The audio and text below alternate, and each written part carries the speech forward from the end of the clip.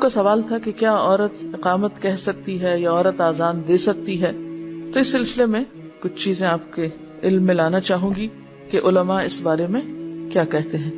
امام نووی اس سلسلے میں کچھ یوں عرض کرتے ہیں، امام نووی رحمہ اللہ وہ رقم تراز ہے کہ اس مسئلے میں 3 اقوال ہیں، عورت اذان کہہ سکتی ہے یا نہیں کہہ سکتی، 3 اقوال ہیں۔ نمبر 1، خواتین کے لیے اقامت مستحب ہے لیکن اذان نہیں۔ اذان اس لیے نہیں کیونکہ اذان اوقات نماز سے خبردار اور آگاہ کرنے کے لیے ہوتی ہے، اور یہ صرف بلند آواز ہی کے ذریعے ممکن ہے۔ اب ایک عورت اگر چھت پہ چڑھ کے بلند آواز سے پکار بھی رہی ہے تو کیا ہوگا؟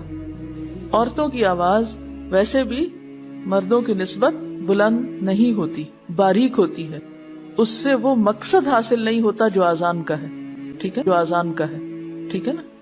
تو اس لیے عورت کو یہ تکلیف نہیں دی گئی کہ وہ چھت پر کھڑی ہو کر اذان دے، ٹھیک ہے۔ ابن عمر فرمایا کرتے تھے، لیس علی النساء آذان واما ان الاقامت تستحب، عورتوں پہ اذان کہنا لازمی نہیں، البتہ اقامت کہنا مستحب ہے۔ یہ کس کا قول ہے؟ ابن عمر کا، یعنی یہ ایک اوپینین ہے۔ دوسرا اوپینین، خواتین کے لیے اذان اور اقامت دونوں ہی درست نہیں، ٹھیک ہے، یعنی کچھ علماء کہتے ہیں کہ نہ وہ اذان دے سکتی اور نہ ہی اقامت کہہ سکتی۔ ان کی دلیل کیا ہے؟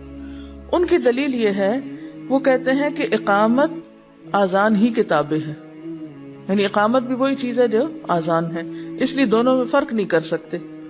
تیسری بات، اذان اور اقامت دونوں مستحب ہیں، جیسا کہ حضرت عائشہ رضی اللہ تعالی عنہا سے مروی ہے، وہ اذان دیا کرتی تھی اور اقامت بھی کہا کرتی تھی، لیکن اذان بھی کہا کرتی تھی، لیکن اذان چھت پہ چڑھ کے نہیں دیتی تھی، یعنی خواتین ہی کی مجلس میں، ٹھیک ہے۔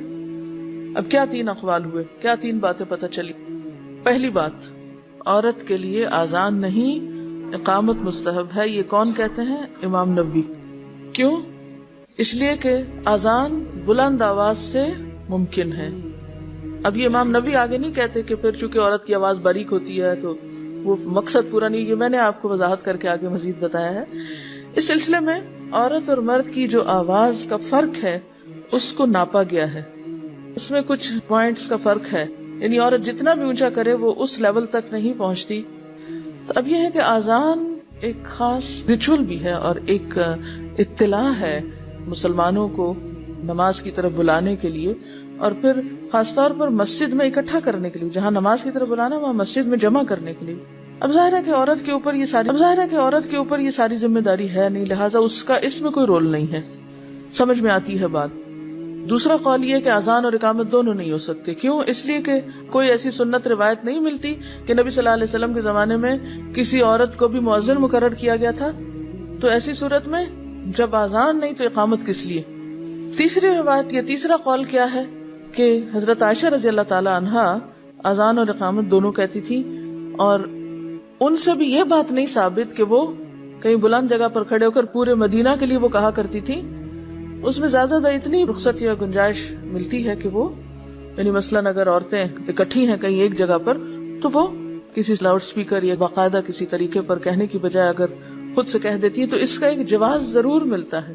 یہ الگ بات ہے کہ آپ اس سے مطمئن ہو یا نہ ہو، آپ اسے اختیار کریں یا نہ کریں، لیکن یہ تیسرا اوپینین بھی کتابوں میں لکھا ہوا ہے اور موجود ہے، ایگزسٹ ہوا ہے اور موجود ہے، ایگزسٹ کرتا ہے، ٹھیک ہے۔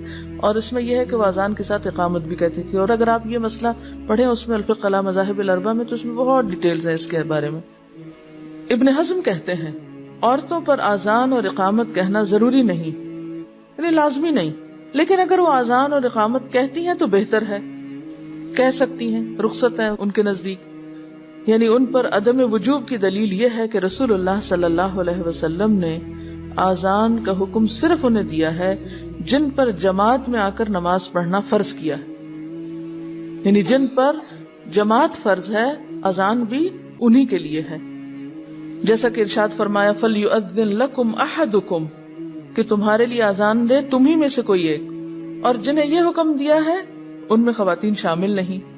لیکن وہ کہتے ہیں کہ اذان اور اقامت بہرحال اللہ کا ذکر ہے، اور انہیں ان کے وقت میں کہنا ایک اچھا فعل ہے، اور ہم نے ان ابن جریج ان عطا روایت کیا ہے کہ عورت اپنی ذات کے لیے اقامت کہہ سکتی ہے، اور امام طاؤس نے کہا ہے کہ ام المومنین حضرت عائشہ اذان اور اقامت دونوں کہتی تھیں۔ المحلہ ابن حزم کی کتاب ہے، اس میں یہ لکھا ہوا ہے، والیوم 3 پیج 129، حضرت عائشہ کی روایت جو وہ کہتے ہیں کہ ام المومنین حضرت عائشہ رضی اللہ تعالی عنہا دونوں کہا کرتی تھیں۔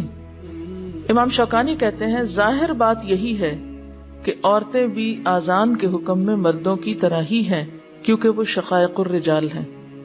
ایک حدیث میں آتا ہے نا کہ عورتیں کیا ہیں، انما النساء شقائق الرجال، اور شقائق شقیقہ سے، شقیقہ کس کو کہتے ہیں، آدھے حصے کو، یہ درد شقیقہ آدھے سر کا درد ہوتا ہے نا، تو شقائق شق سے ہے، یعنی آدھا نصف ہے، تو وہ اس بات کو دلیل بناتے ہیں۔ اور مردوں کے لیے دیا گیا حکم ان کے لیے بھی ہے، اور کوئی ایسی دلیل وارد نہیں ہوئی جس میں منع کیا گیا ہو، یعنی کہیں روکا بھی تو نہیں گیا، اگر حکم نہیں دیا گیا تو روکا نہیں گیا۔ اور عورتیں اپنے دین میں مردوں کے تابع ہیں، اگر مردوں کو کہا گیا اور عورت کہیں کرنا چاہتی ہے تو اس میں حرج کی بات نہیں۔ اب یہ وسعت ہے نا، وہ کہتے ہیں کہ اگر عورتوں کو اس مسئلے سے خارج کرنے کی کوئی صحیح دلیل مل جائے تو ٹھیک، یعنی اگر کہیں روکا گیا ہے اور دلیل مل جائے تو ٹھیک ہے، ورنہ وہ مردوں کی طرح ہی ہیں، یعنی دین کے احکام ماننے میں۔ یہ امام شوکانی کی رائے ہے، ٹھیک ہے۔